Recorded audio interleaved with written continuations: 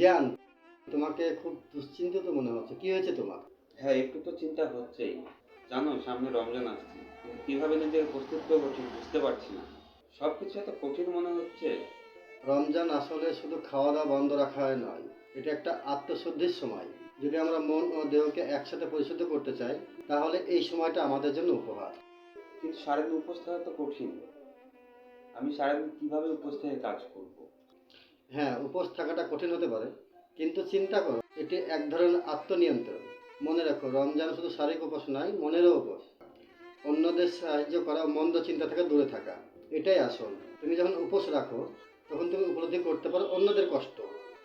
ঠিক বলেছ, কিন্তু আমি জানি না কিভাবে শুরু করব।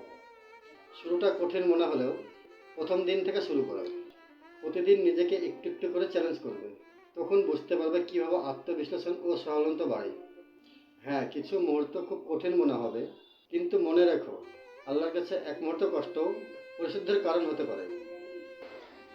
তুমি কি রোজা রাখো? হ্যাঁ, তবে রোজার চেয়ে অনেক বেশি গুরুত্বপূর্ণ হলো কীভাবে তোমার আচরণকে নিয়ন্ত্রণ করবে। রোজা শুধু খাওয়া না খাওয়ার বিষয় নয়, এটি আমাদের আত্মাকে পরিশুদ্ধ করার একটা সুযোগ।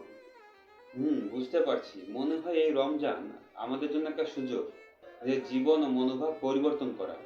ঠিক, এটা একটা সুযোগ যাতে আমরা নিজের ভিতরে ভালোত্ব আনতে পারি। তুমি শুরু করো, আমি বিশ্বাস করি তুমি সফল হবে। ধন্যবাদ ভাই।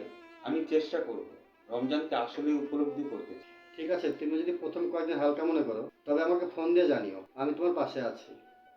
অবশ্যই। এই রমজানে অনেক কিছু শিখতে হবে। এবং এই শিক্ষণটাই আসল। রমজান আসলে আমাদের প্রতিদিনের জীবনে সৎ ও ভালো হতে উৎসাহিত করে। আসল পরিবর্তন তখনই আসে যখন আমরা আমাদের ভিতরের অন্ধকার থেকে বেরিয়ে আসি। ঠিক আছে ভাই, আমি প্রস্তুত। চলো এবার কিছু আমরা দান করে আসি। নিশ্চয়ই ভাই। ধন্যবাদ তোমার পরামর্শের জন্য।